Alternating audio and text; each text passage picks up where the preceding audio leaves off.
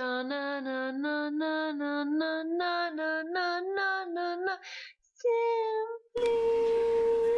Hi, I'm Ann, and this is Ann's Keep It Simple, and you can find us on the web at annskeepitsimple.com. Today I am showing you how to cook baked squash and salmon patties. It's a seasonal dish because squash is really in season right now, and squash is so easy to make. You can bake it, you can boil it, you can mash it like potatoes, make pies out of it. I mean, it's very versatile depending on what spices and everything that you put with it and how you cook it.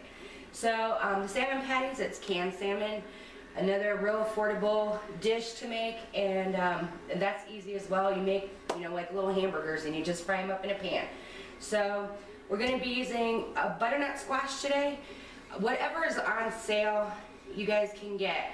I have butternut today, but you can get acorn squash, spaghetti squash. It's all cooks up the same and uses different spices and everything with it to get the result that you're looking for.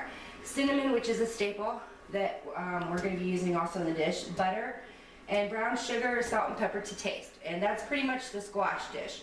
And then for the salmon patties, we've got 1 can of the salmon, breadcrumbs, Old Bay seasoning, and I try to stay away from name brand things, items and stuff, because I always stress that you need to get what's on sale.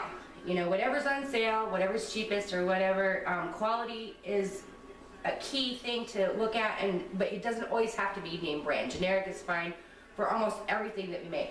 Old Bay in this dish is kind of important. Old Bay seasoning comes in a little tin can, and this is my can. This is one of the big cans, but you can get them in smaller cans than this. I go through a lot of this, so I do buy it in the big can. And Old Bay, that's what we need in this dish today with the salmon patty. An egg, 1 tablespoon of mayo, 1 tablespoon of mustard, and salt and pepper to taste. And that's all the ingredients here. As far as the dollar amount for this, we're going to be doing a meal for probably 4 today with this amount. You're looking at less than $10. And right now, like for instance, the squash is 49 cents a pound where I live at. So you can get it in the season for really affordable prices. You just have to check your flyers and newspapers, coupons, whatever you can find for your local, grocery stores and department stores and everything else. And when they run them on sale, that's the time to buy them. Squash will stay really good if you just want to keep it in the garage, stock up on it when it's cheaper, and leave it in the garage where it's a little bit cooler. It'll last for a month if you don't want to cook, 4 or 5 of them at a time, obviously. So cooking level on this dish is, I'm going to put it as a 3 because we do need to prep some of the food and then cook it as well. But it's still going to be totally easy. Everybody can do this, all the way from teenagers on up. So it's not, don't let that scare you at all. It's just going to be a little bit of prep and everything else. And it feeds 4, like I said. So let's get started here. I opened a can of Alaskan pink salmon. This is whatever is on sale, again, at your local department store, grocery store, whatever. It's usually a couple dollars, $3 a can. The pink salmon is good, whatever canned salmon they have on hand. And you need one of the big cans. This is a 14.75 ounce. So it's usually 14 to 16 ounce cans. And you'll need one of those. I clean my salmon, just take, some of the backbones out and everything else, drain off all the water that it's been canned with and everything else. It's just like tuna. So there are going to be little hair bones in there, but salmon bones are very, very soft. So if you want to leave them in there, you're never going to know after you cook the salmon patties up that they're actually in there. And I just went through and cleaned that and drained all that for the salmon. And then I'm going to put breadcrumbs in here, and I'm going to say we're going to go with probably a cup, give or take. And that's a couple handfuls of breadcrumbs. Should make about a cup. Again, this is another recipe that you can't screw up, people, okay? It's so easy. And it is very good, and it's affordable. So if you get too many breadcrumbs in there, add another egg or another tablespoon of mayo. You can't mess this up. This is where the Old Bay comes in. I do this very generously. It's got a combination of spices in there that's they use mostly in the New England states, I think, for like the shrimp boils, the fish boils on the beaches and stuff like that. It's got just the right seasonings mixed together and it complements fish very, very, very well together. So, and then I'm gonna go ahead and put some red pepper flakes in there. This is an option. I didn't put this on the recipe because this is how I like them. And the Old Bay does have some cayenne in it a little bit, so it is a little bit, you know, tasty and everything, but I put a few pepper flakes in there for ours. 1 egg, that's all you need. I usually go by a rule of thumb as 1 egg per can. So if you're making a bigger amount and you're using 2 cans of salmon, by all means, you know, if you have more breadcrumbs, just put some more of the, put another egg in there. It keeps it moist and everything else, so that's not a problem. And now I'm looking for my mayo. Oh, here it is. And I usually use just a tablespoon, anywhere from a teaspoon to a tablespoon. For you people that think you don't like mayonnaise, you're not going to taste this in the recipe. I'm using it strictly for moisture purposes. So you're not going to taste it, you're not going to see the texture, it's going to be gone once you mix it all together. Okay? So you don't have to worry about that. And salt and pepper to taste. You do have some salt in the Old Bay, so I wouldn't over salt it. Pepper, of course, we like it a little with a kick on it there. So, and I've already washed my hands before I open my can of salmon, so I'm going to go ahead and mix this up. I like to use my hand. I'm going to mix it to get it going here first with a spoon. But I do like to use my hands because you have to make the patties anyways, and I like to check the consistency of my salmon to make patties that are going to hold together in the pan.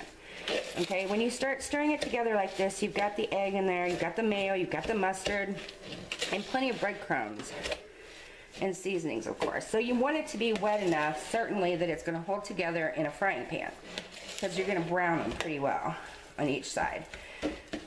Now this salmon is just like canned tuna. It's par cooked already. It had to be canned, of course, and everything else, but it's going to brown up really nice and crusty on the outside, each patty, and it's so simple. And that seems a little bit dry for me, so I'm going to add just another spoon of the mayo. And I don't even think I need another egg or anything. That'll be probably plenty right there. And mix that through.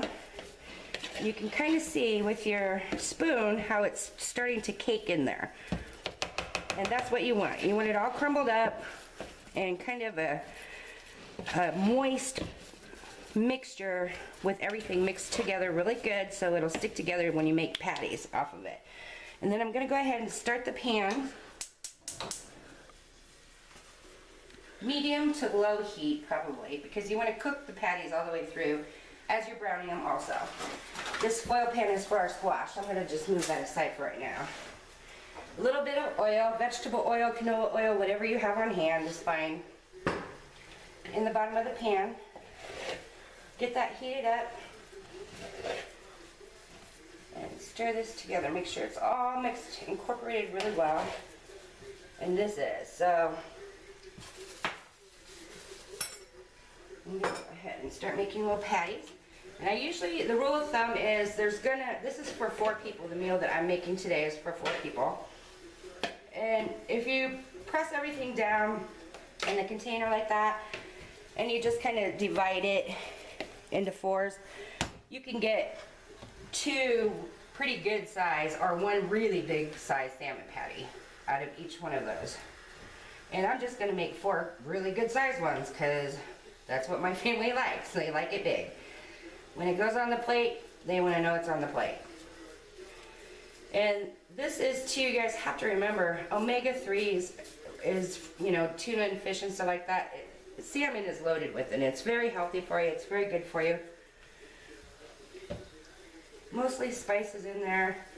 A little bit of mayo, but you can use light mayo. Works the same way. If you want to cut down on the fat, calorie intake, that's fine too. 1 egg, it stretches it a long way.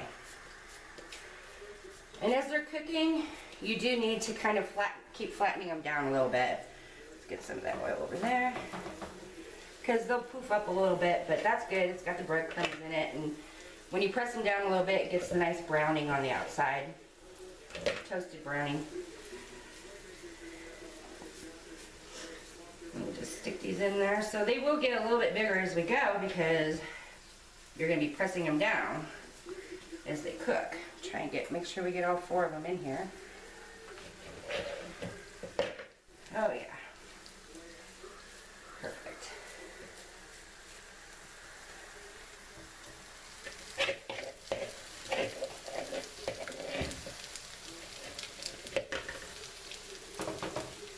Okay, I'm going to quick wash my hands.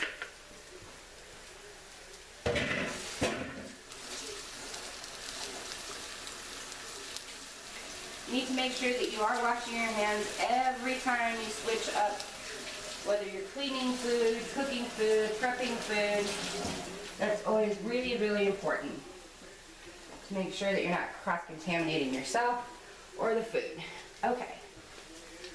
Now we're going to come back on. This is a clean cutting board, of course. I'm going to show you how to prep your squash.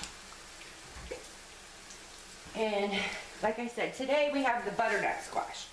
Alright, they always look like this. Some are much bigger, some are very small. But this is routinely the butternut squash. It's probably one of the most popular ones that people use because it's pretty versatile. So, it cooks up a lot like pumpkin, so that works too. This is an acorn squash, and they look like this too, vary in size and everything else. You can cut and cook this acorn squash, or even a spaghetti squash, which is the oval shaped, oval ones. They're all pretty, they look like a big ostrich egg almost, but they're yellow. You can cook them all the same way, okay? It doesn't matter what kind of squash it is. So, excuse me. I'm going to, while our salmon patties are browning up, I'm going to prep out the squash to get it ready to go in the oven. And this is kind of a savory / sweet dish. It's definitely sweet, but it has enough savory notes in it that you can use it as a complete side dish. It's loaded with vitamins. It's good for you. Very filling and very affordable. And this is one way to get kids to eat vegetables because it's fun. It's something that they don't see every day. The skin is very tough on these squash, so you have to be very careful. Use a cutting board and keep your fingers out of the way when you're cutting those up. Once I've sliced it up like this, I just take a regular spoon and spoon out the seeds. It's just in the one end there of a butternut anyway. Any squash, like the acorns, it has a bigger round center that has seeds in it. Just scoop them out. It's the same principle no matter what kind of squash you're using. I take the tags off too because it's just one thing to burn in the oven. We don't need that. And spoon those out onto some, you can just throw them away. Or you can toast them up in the oven with some salt and garlic powder. Those are really good to munch on too, like popcorn. And then, I've talked about previously before, at the dollar store, your local dollar store, your convenience store, whatever, you can usually get these 9x12 or 9x11 foil pans, 9x11, and they're totally inexpensive. You can throw them away after you're done, you can wash them up and reuse them after you're done, whatever you want to do. But instead of using a baking dish or a cake, you can use a cake pan to cook them in and everything else too. I thought that I would use that as an example and just show you how easy this is. So I've got the 2 tablespoons of butter per side. And I just chop that up so there's 2 tablespoons each. You can measure those on the outside of the butter if you want to, or just use a tablespoon from your table and measure it. You can't mess this up. And then I like to use a little bit of salt and pepper. And while these are still whole, you have to be careful if you're in a foil pan though. You can use a fork or a knife. And I just put a few slits in there to get it to cook more evenly. Keep your fingers out of the way. And at least it releases steam and lets it cook in there really good too. Okay. Cinnamon, I don't really have a measurement for it. You can maybe divide a teaspoon between the two. Cinnamon is a very strong spice, but it's very good. It's got a little bit of spiciness to it, but it brings out a lot of the flavor for pumpkins and squash and stuff. And I just sprinkle that on there very liberally, but don't overdo it. You don't want to completely not be able to taste anything other than the cinnamon. And so we sprinkle that on there, just kind of cover it like that. And then I use just a spoon and spoon 2 tablespoons of brown sugar into the, I put everything in the well because if you don't, it tends to run off of there when it's baking, and this way it's there to spread over it after it's done cooking, and especially with the butter. Brown sugar and cinnamon, you can spread over the whole thing. That's not going to hurt anything. And we've already salt and peppered it. And cover that with foil. You need to cover it, and I have this foil just because I've already pre-made one. It does take about 45 minutes to an hour to cook these because they're very thick. And so at 400 degrees, I already preheated our oven. And we're going to go ahead and flip these because I smell them being done. That's beautiful. Right there. Nice and toasty brown. That's how you want it. Right there. Now, of course, you would wait until your squash is almost done if you bake your squash first, because it does take about an hour to cook them, the squash, and just a few minutes to toast these salmon patties up. So the only reason I'm doing it at the same time now is because I have another squash in the oven. So you didn't have to wait an hour to see how it comes out. And I'll get that one out and show you. I took the foil off just about 10 minutes ago to let it finish cooking up a little bit there. And I'm going to actually put that on a hot pad because I don't want to set it on my cutting board. And we'll come back to that in a second. Let's get this put in. And again, all you do until it's fork tender, takes about an hour, depending on the size of squash. You stick a fork in it. If it comes out, it's soft like a potato, it's done. Okay? That's all it is. It's very simple. A few spices, that's it. That's all you need. And the oven does the rest of the work. So, this one is already cooked. I cooked it for an hour, and then I took the top off and let it kind of toast a little bit on top there.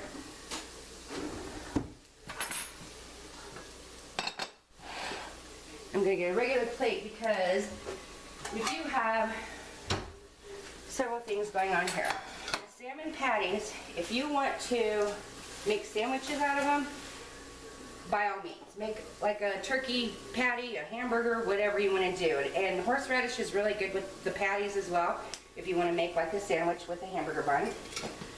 We usually just take them and put them right on the plate. And that's plenty big for an entire serving. And as far as the squash is concerned, this is where you just kind of spoon over everything that is thickened up with the brown sugar and cinnamon. After it's cooked for a while, it's kind of browned up a little bit. And you can score your squash. See how soft that is? It's like a cooked potato, like a baked potato kind of consistency. And let that all run down in there. Now, also at our house, we do, my kids will eat a half of one of these alone, but you can cut them up. So it's, you know, half per sitting, so you can feed 4 people with one squash very easily, because there is quite a bit of meat in there. A part of the vegetable, I just called the meat, but that's pretty much what it is. Spoon all that on there. And then we're going to go ahead and just cut.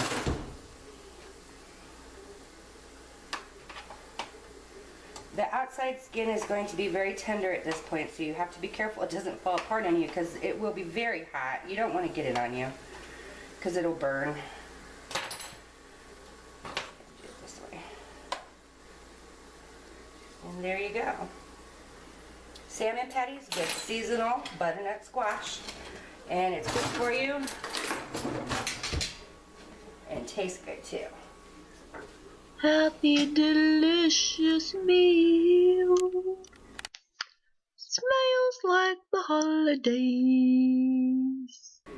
Okay, I am going to give you guys a little bit of a hint this year. With the season coming on, and everything else. Everybody's got spices and everything laying around. Everybody likes the house to smell like holidays, whether it's Christmas, Thanksgiving, whatever. And there's really only a few scents that make that happen anyways, whether you buy it in candles or oils or whatever. The cheapest way that I found it is to go to your grocery store and you can get bags of cinnamon sticks. They usually come about that long. All it is shaved bark off of the cinnamon tree. And I break them in two and stick them in little glass jars, and a bag of cloves. These are whole cloves, and these two, very, very inexpensive. And this whole bag of cloves and cinnamon, because I only use half of a cinnamon stick per pot. You could just stick this on with a little bit of water on the stove and just let it simmer throughout the day. Make sure that you keep the water levels up so it doesn't burn, but just very low. Just barely on there. And I use a little pan that very inexpensive, and I use it just for potpourri, so it doesn't get mixed in with anything else. And I just put some hot water in there and let it simmer on the stove if I'm working around the house during the day and cleaning or getting ready for company, or company's already here per se. You just, these are hot because they've been on the oven that's running. Just sprinkle some cloves in there. You know, half a handful or whatever, that's fine. And one cinnamon stick, actually a half of one, because these are, they come pretty long. But it's just shaved bark off the cinnamon tree. Stick that in there and just let it simmer as the day goes on, and your house will smell just like the holidays for literally pennies without spending all the money on the really expensive potpourris.